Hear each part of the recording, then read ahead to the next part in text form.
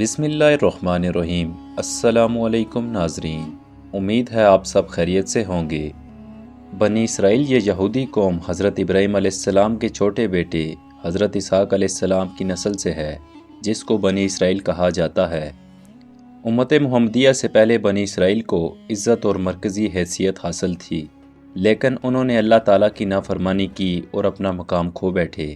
اللہ نے یہودیوں کو کئی بار عروج دیا اور کئی بار ان پر فرعون، بخت نصر یا ٹائٹس کی صورت میں زوال مسلط کیا۔ لیکن معزز ناظرین، ہم آج کی ویڈیو میں بنی اسرائیل کے پہلے عروج کے متعلق آپ کو آگاہ کریں گے، تو چلیے شروع کرتے ہیں۔ ناظرین، بنی اسرائیل پر عروج و زوال کے 4 ادوار گزرے ہیں، جن کا ذکر سورہ بنی اسرائیل کے پہلے رکوع میں ملتا ہے۔ بنی اسرائیل کے پہلے عروج کا آغاز حضرت یوشع بن نون علیہ السلام کی قیادت میں فلسطین کی فتح سے ہوا تھا، لیکن ایک متحدہ حکومت بنانے کی بجائے بنی اسرائیل کے ہر قبیلے نے اپنی الگ الگ حکومتیں بنا لی۔ چنانچہ شام اور اردن میں رہنے والی طاقتور مشرک قومیں انہیں پریشان کرتی رہی اور یہ آپس میں بھی ایک دوسرے سے لڑتے رہے اور کمزور سے کمزور تر ہوتے گئے۔ بالآخر بنی اسرائیل نے اس وقت کے نبی حضرت شمعیل علیہ السلام سے درخواست کی کہ آپ علیہ السلام ہم سب کے لیے ایک بادشاہ مقرر فرما دیں۔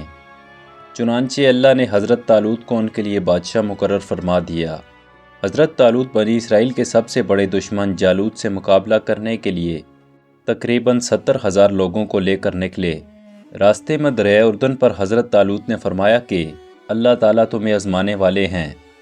نیز یہ بھی فرمایا کہ میرے ساتھ صرف وہ لوگ آگے چل سکیں گے جو دریا سے بالکل پانی نہ پئیں گے، مگر صرف چلو بھر پانی پی لیں۔ اکثر لوگوں نے خوب پیٹ بھر کر پانی پیا اور بہت تھوڑے سے لوگوں نے حضرت طالوت کی بات مانی۔ چنانچہ حضرت طالوت انہی چند 313 افراد کے لشکر کے ساتھ جالوت سے جنگ کرنے پہنچ گئے۔ قوم عمالقہ کا سپہ سالار جالوت ایک بڑا قوی ہیکل پہلوان اور بہت طاقتور جنگجو شخص تھا۔ اس نے اپنے آپ کو سر سے پیر تک لوہے کے لباس میں ڈھک رکھا تھا۔ وہ بنی اسرائیل کو چیلنج دیتا رہا کہ کوئی اس کے مقابلے کے لیے آئے، مگر کسی کو اس سے 2 بدو لڑنے کی جرت نہ ہوئی۔ اس وقت حضرت داؤد علیہ السلام عمر نوجوان تھے۔ ان کے 3 بھائی جنگ میں شرکت کر چکے تھے، مگر وہ چونکہ سب سے چھوٹے تھے اس لیے اپنے بوڑھے والد کی خدمت کے لیے ان کے پاس تھے۔ جب جنگ شروع ہوئے کئی دن گزرے تو ان کے والد نے انہیں اپنے 3 بھائیوں کی خبر لینے کے لیے میدان جنگ میں بھیجا۔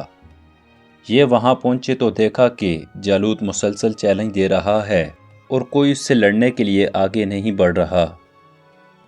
تو حضرت داؤد علیہ السلام نے طالوت سے اجازت مانگی کہ وہ جالوت کے مقابلے میں جانا چاہتے ہیں۔ ان کی نوعمری کی پیش نظر شروع میں طالوت اور دوسرے لوگوں نے بھی تردید کی، لیکن ان کے اصرار پر انہیں اجازت مل گئی۔ انہوں نے جالوت کے سامنے جا کر اللہ کا نام لیا اور ایک پتھر اس کی پیشانی پر مارا جو اس کے سر میں گھس گیا اور وہ زمین پر گر پڑا۔ یہ اس کے پاس گئے اور خود اسی کی تلوار لے کر اس کا سر قلم کر دیا۔ بنی اسرائیل کو دشمن پر فتح حاصل ہو گئی اور بنی اسرائیل امن و سکون سے فلسطین میں رہنے لگے۔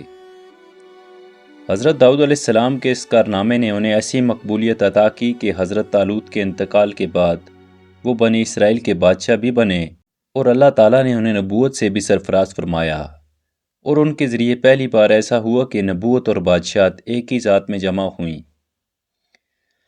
حضرت داؤد علیہ السلام کے انتقال کے بعد ان کے بیٹے حضرت سلیمان علیہ السلام نے بادشاہت سنبھالی، جو کہ بنی اسرائیل کے عروج کا سنہری دور تھا۔ حضرت سلیمان علیہ السلام نے اپنے دور میں یہودیوں کے لیے ایک بہت بڑی عبادت گاہ یعنی ہیکل سلیمانی بھی تعمیر کروایا۔ ناظرین، یہ وہی ہیکل سلیمانی ہے جو کبھی مسجد اقصیٰ کی جگہ تعمیر تھا، اور آج بھی یہودی یہی چاہتے ہیں کہ مسجد اقصیٰ کو شہید کر کے اسی جگہ پر تیسری بار ہیکل سلیمانی تعمیر کیا جائے۔